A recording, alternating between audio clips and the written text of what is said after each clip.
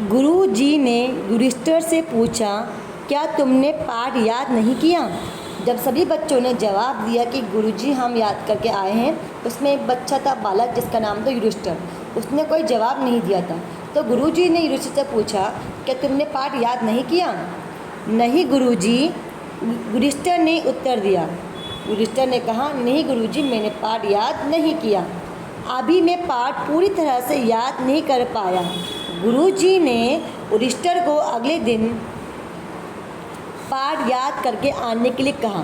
युधिष्ठिर ने कहा, गुरुजी, मैंने अभी पाठ अच्छे से याद नहीं किया। तो गुरुजी ने कहा, तुम कल इस पाठ को दोबारा से याद करके आओगे।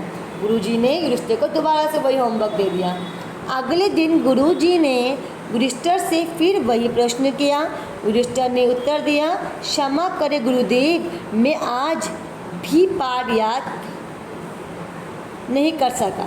गुरुजी को आश्चर्य हुआ, क्योंकि युधिष्ठिर सभी शिष्यों में सबसे कुशार्ग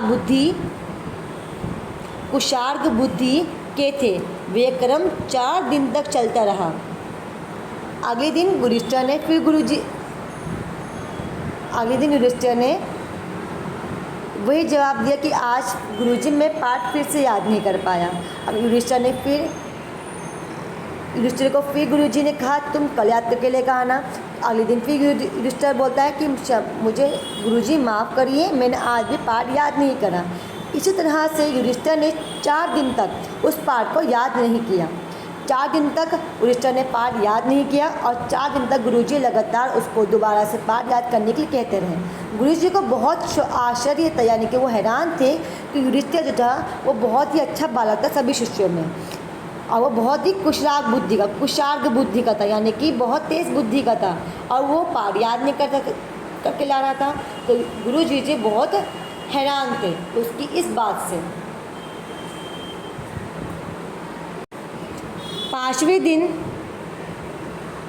जब गुरुजी ने युधिष्ठिर से फिर वही प्रश्न किया और युधिष्ठिर ने पहले वाला ही उत्तर दिया, तो गुरुजी को क्रोध आ गया। उन्होंने युधिष्ठिर को निर्दयता से दंडित करना शुरू कर दिया।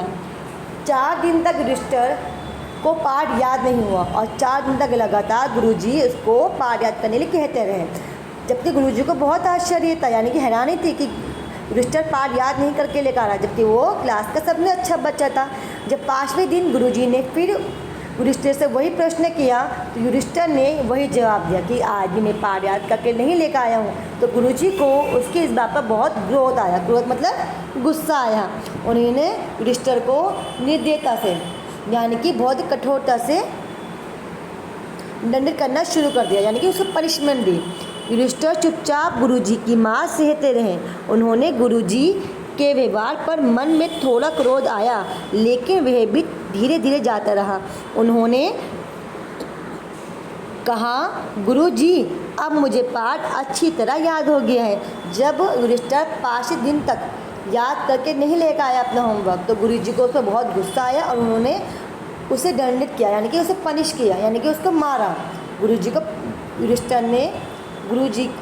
ने युधिष्ठिर की पिटाई की, ठीक है, उनको पनिश करा।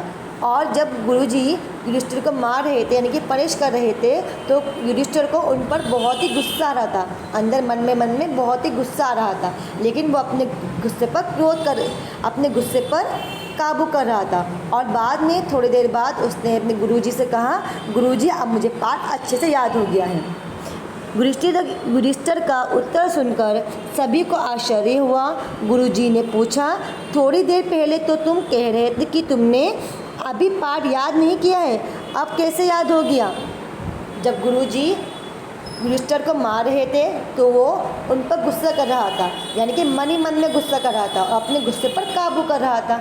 उसी दौरान पिटाई खाते हुए गुरुजी से बोला कि गुरुजी, अब मुझे पाठ याद हो गया है। यह बात सुनकर सभी बच्चों को हैरानी हुई और गुरुजी को भी हैरानी हुई। उन्होंने युधिष्ठिर से पूछा, अभी तुम ये बात कह रहे थे कि मुझे पाठ याद ही नहीं हुआ और अब तुम कह रहे हो मुझे याद हो गया, अब कैसे याद हो गया?